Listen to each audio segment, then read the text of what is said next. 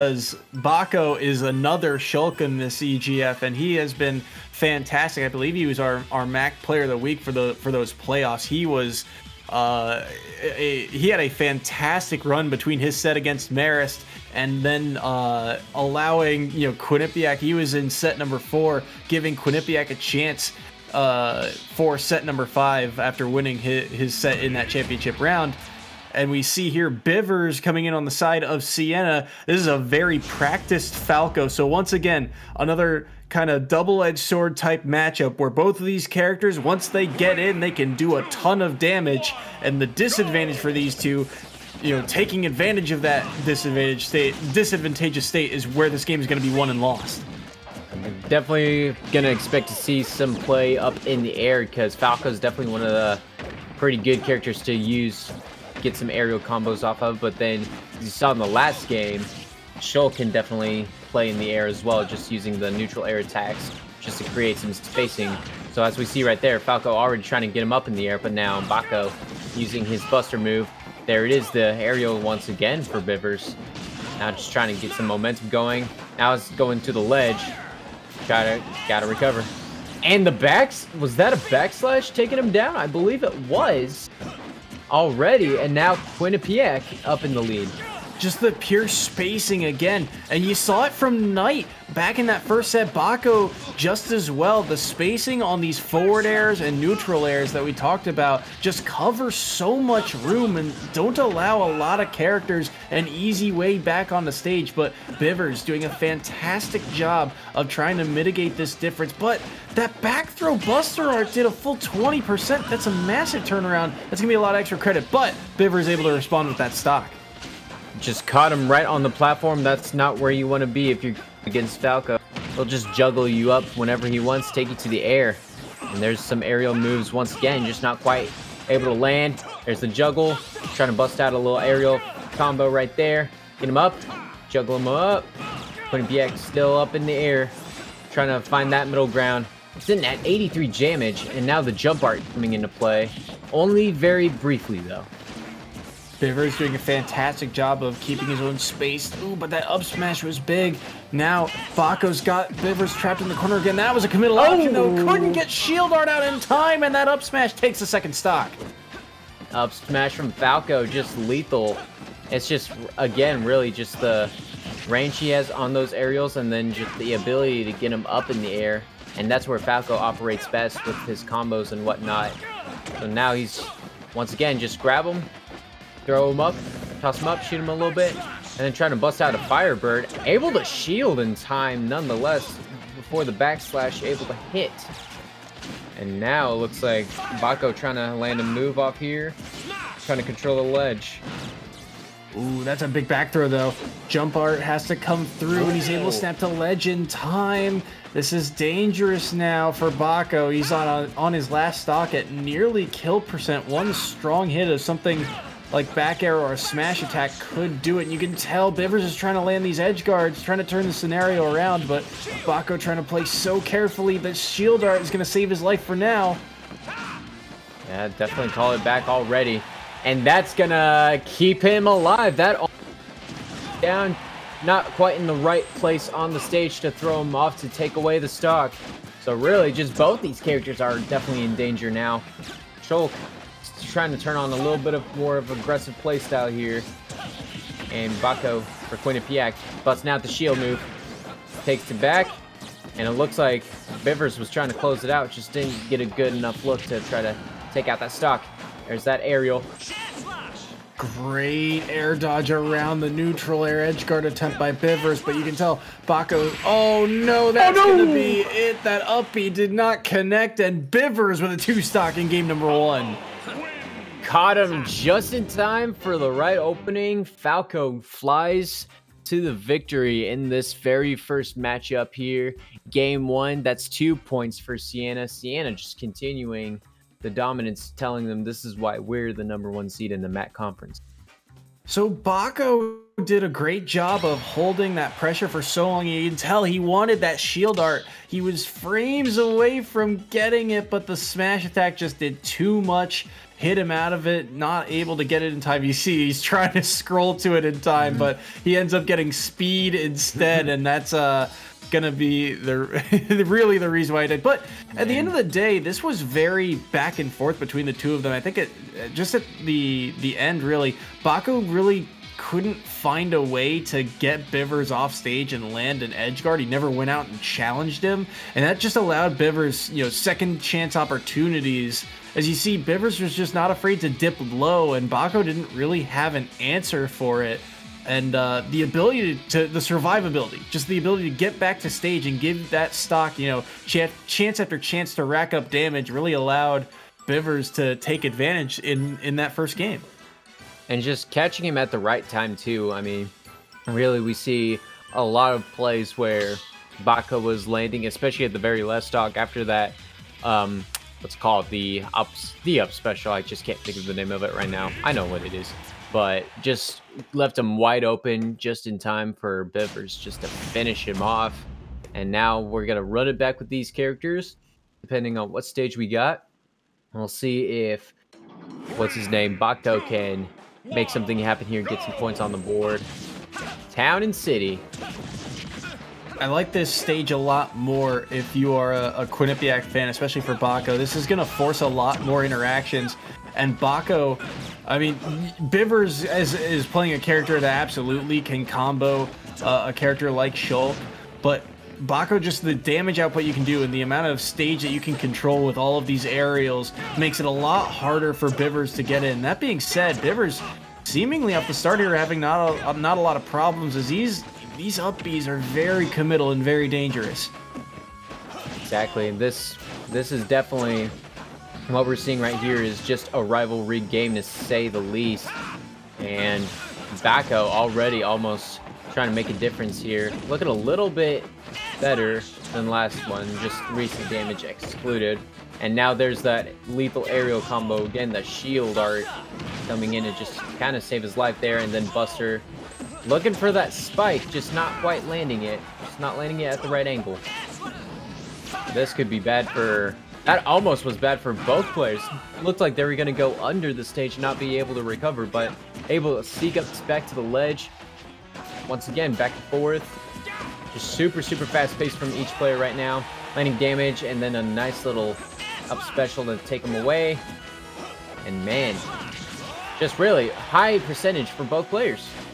Surviving for now. That's what a play from Bakko. Did you see how low he dipped for that stock? Almost wasn't able to recover, but just barely. Wow, that was... And now Bakko has the lead once again, trying to keep it this time, trying to walk away with some more points than he got last time, which was 0. Now he would just like to get some on the board, jump right, coming in clutch. 188% damage. Bivers trying to figure out a way he can take him out, but shield art's gonna actually help Bakko a little bit, try to stay alive. At 207, you gotta think that almost did it, but the side air's gonna do it for Bivers, and now once again we're at 2 stocks for each player. Very close. This Buster Art putting in a little bit of work, but again, that shield art being massive, it's gonna mean he's not gonna get knocked out of or he fell out of the first combo, but Bivers was ready for it and able to follow up. And you can see, look at that, look at what one opening allows Bivers to do. The percentage already back to practically even, but that was a huge grab, as now Bivers back in the corner again. Can he find his way out? This is dangerous. Yeah, Bivers didn't quite almost recover there, but just barely able to make it. And now just trying to lay some haymakers on Bivers now, as he's got the most damage, but just by a little bit, and that's going to be kill power. And now 2-1. Bivers kind of finding himself in a little bit of a hole he's digging himself in. That was an interesting upbeat, but again, that shield art saving him for now. But now that he's out of the corner, or into the corner, no shield art on deck. He has to play very carefully if he wants to try and hold on to this stock. Oh, what a down smash! The spacing from Bivers. That's definitely an edge guard if I've ever seen it, with the boot not letting Bakko recover one bit. That was just an incredible read from Bivers. This is a game, ladies and gentlemen. This is just coming down to the wire here. Bakko trying to force the game 3, but Bivers just trying to close it out right now. And just speed back and forth plays right now. Little missed aerial, and then there's that little back hit with the sword. Smash art's gonna come out. He's definitely got Bivers in a corner, but now Bivers back on stage. Bivers trying to go for that aerial. You can tell they're both trying to play so carefully right now. One opening can lead to a lot of damage and possibly the stock. Bivers, a very light character, could... Oh my goodness! Oh, what a spike! And now, just like that, Quinnipiac gets their first win at game 2. Ladies and gentlemen, we're going to game 3, and this is probably going to turn into that tournament that we all saw.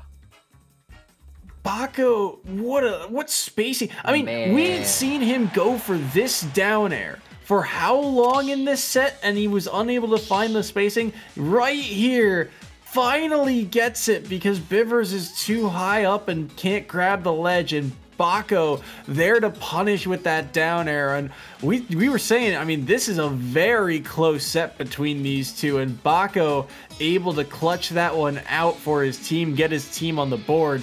And we got set number 3 here. Yes, indeed. I'm excited to see this matchup.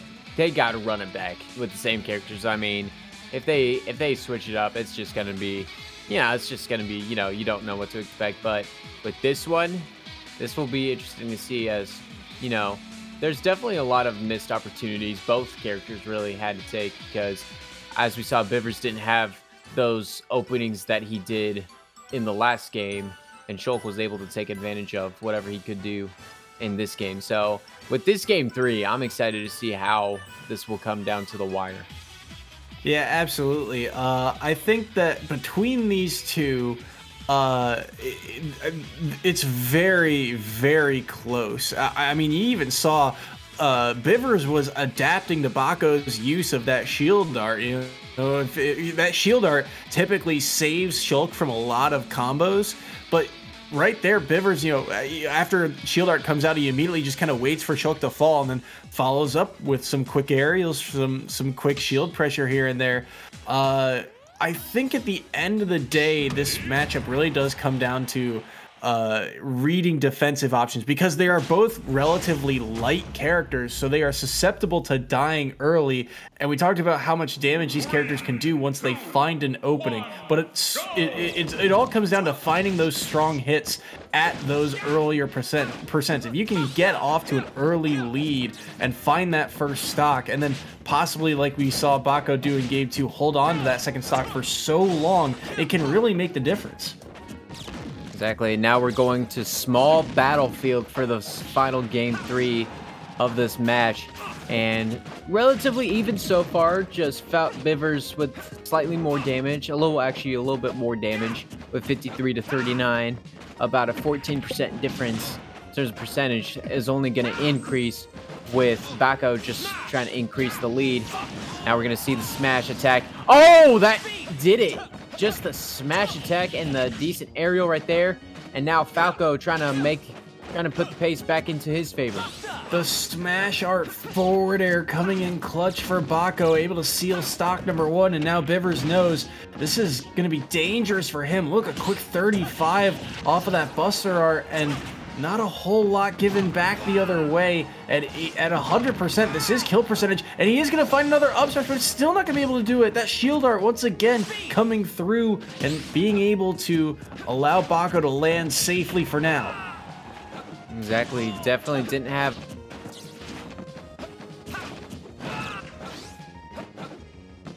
This is dangerous. I love the idea from Bivers, but he's not going to be able to follow up with anything. Great laser on the jump art, but Bakko able to make it back. No, Bivers reading the defensive option to get up back to stage. And now it's back to even stocks here, 2-2. 50, although it's mostly in favor of Bakko, still just right full respawning at the very, very beginning after that stage, giving him a fresh start on percentage. Only going to try to ink here. And now Bakko again, we saw this in game 1, trying to grab him and then take him to the skies. trying to get that aerial combo he definitely so much desires. But Bakko definitely not letting him happen with that again. Now Risky Speed trying to spike him, not quite able to do it. And now just again, attacks and then just going across the stage. Although, can he recover from here? Oh no. That down air nearly took it. This one might, but he's not able to land it. He reads the roll from ledge, and the up smash takes the second stock off the board. Just the read from Bakko, and now he's definitely feeling good about himself, just being 2 stocks ahead of Bivers right now. Now the jump's coming in, and now the speed's coming in, and now Bivers just trying to keep up, trying to find that opening. Just really, he's just fishing for an opening, and then trying to get him back up in the air. Definitely try to stick to a grab if you can, but not really working out for him. And right now you can tell they're playing so carefully. Ooh, that was an interesting scenario as Bivers upbeat and left himself vulnerable, but Bakko thought he was going to land on him, so he went for a counter instead. We hadn't seen Bakko throw out a counter all set. That could have been the stop, possibly. What a clank between the up tilt and the forward smash. A strange interaction that saves Bivers' life, and he's able to take that second stock off the board with the back air. Last stock scenario here in set number 2. Now it's just pretty even, except the fact that Bivers at 71 and Bakko's at nothing. So right now, just get some easy blaster damage. But Falco still in the danger zone right now as Bakko is trying to push him to the edge. Gets back off stage again. He's got to quickly get off stage. He's just Bakko's just fishing for those spikes. Just fishing for them, and now the shield art going to come in. Back to more aerials. That almost looked like a forward air, excuse me, a forward tilt or a forward smash. What are attacks? Another spike! Going the other way! Just interrupted my weird thought process, and Quinnipiac gets their win of the game. And now the points are super, super close. It's 4-7. Yeah, that was very back and forth. We were talking about it. Bakko had been trying to land this down air all set, and he finally, as the set went on, he got better and better at spacing it, and he is able to catch Bivers out there on the last stock. Just too much kind of chip damage coming through on the side of Siena. A little too much damage on a light character like that, and Shulk, plenty of raw kill power in his kit, able to take that last stock and give Quinnipiac set number 2.